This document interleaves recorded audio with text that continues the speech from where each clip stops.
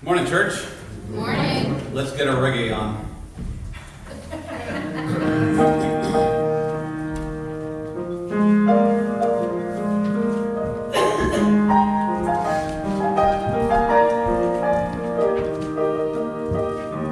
One love, one heart.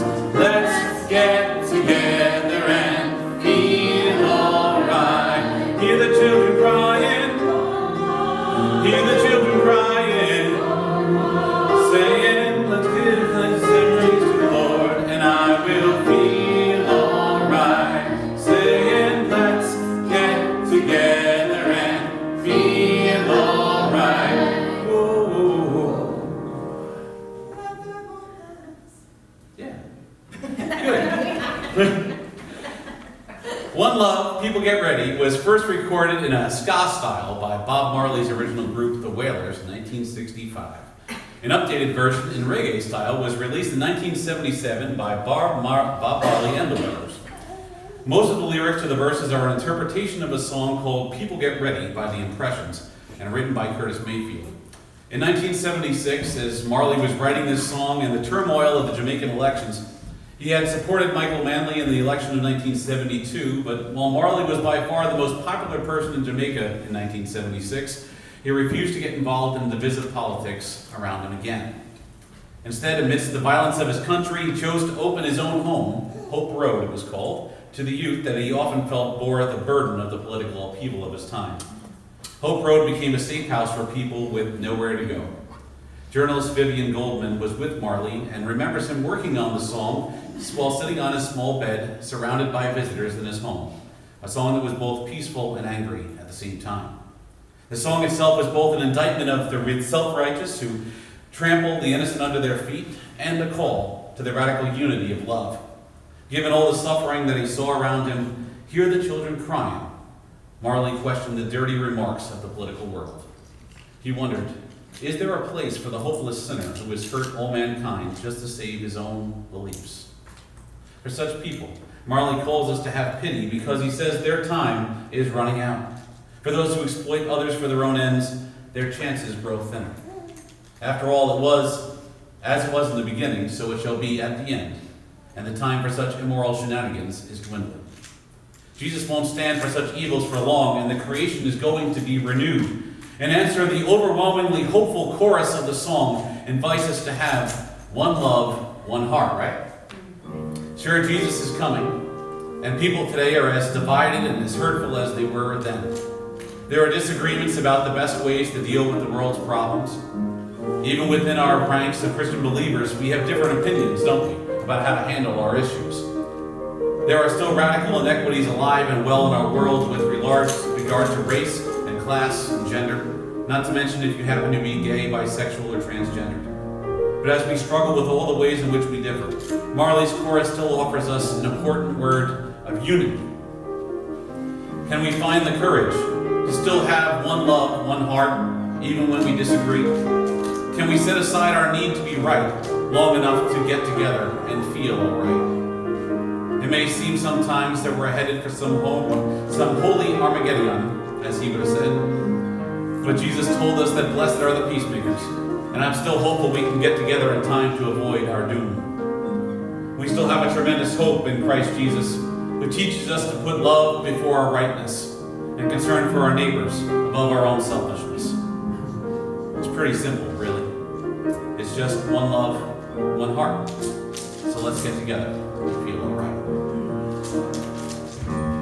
One love. Would you join us? One heart. Let's get together and feel all right. Amen. Can you imagine a whole world united? It happened once. In the book of Genesis, chapter 11, the Israelites recall a legend for us of a time when all the people of the earth have one language and the same words. The young human race found a valley and settled there, it says in verse 2. They decided to make some bricks and bake them hard so that they would be stronger. In this way, they thought they could build a tower that would reach all the way up to the sky. Ironically, their proclaimed motivation was to make our name for ourselves, even though they represented all the people of the earth. Think then of the folly. This was a people literally out to make a name for themselves. There was nobody else. So who were they building this tower for? Like so many of humanity's creations, we built it to make ourselves feel better about ourselves. But in the end, we aren't building this tower to counter any external threat, just the insecurity of our own hearts. It's funny, really. I've often dreamt that if we could just get everybody going in the same direction at the same time, everything would finally just feel all right. But the Bible then has a weaker view of human nature, that even if all the world came together, it seems to say through this story, even if we all had the same language, with no cultural divisions between us, no misunderstandings, our priorities would still be just as mixed up as they are now. In a sense, the story of the Tower of Babel. That story tells us that our diversity was meant to slow us down so that we wouldn't create ourselves out of existence. It has taken humanity quite a few years, but we've still managed to create some pretty neat ways to exterminate ourselves, haven't we? Nuclear war, bioterrorism, things like that. Well, we shouldn't think of our diversity as a curse from God. In a way, the diversity of the human race is like our training wheels. It's designed to give us time to find our balance between our pride and our divine wisdom. Perhaps it is in learning to appreciate the person who's not like me that I can learn to love the person who's under my own skin, and not allow his own insecurities to direct me to build towers up to my own destruction. Maybe I need to listen deeply to the journey of the Native American, the African and the African American, the Asian, the Arab, the Latin American, and the European, alongside my own, in order to fully comprehend my own journey. I suspect that without appreciating the walk of the person on the streets or living in the refugee camps, that I can't make my own home what it should be. I derive from those who do not agree with me about the solution to the world's troubles a greater understanding of those same problems. Listen closely with an open heart, and you'll love your neighbor all the more. After all, what affects you affects me, right? We are one world, one grand ecosystem of life, floating in a bubble of space, sheltered beneath the protective coverings of our atmosphere. If you listen closely enough, you might notice that the issues we label aren't nearly as isolated as we tend to treat them. Everyone tends to feel like their life is coming apart in some way or another. I can't think of anyone who doesn't wrestle with having something in their life threatened now and again. A person may commit a mugging because they feel they have no hope of a future, or because they're trying to earn their protection of a gang to keep them safe in a violent neighborhood. A person may use drugs because they have untreated mental illness, and they're able to obtain those drugs because someone grew them in a part of the world where there was such political unrest that harvesting drugs was the only way to earn a decent wage. Sometimes, even within civil rights movements themselves, we also find some of that same old gender inequalities that kept women in some roles but not others. Please don't misunderstand me. These are individual and societal struggles that we must face together. But the roots of our problems are very seldom as simple as working on one particular issue at the exclusion of another. Our societal issues are tangled together in the complex fabric of human insecurities. In a remarkable way, I suppose, we have one fear, but also one love. One love, one heart, let's get together and feel alright.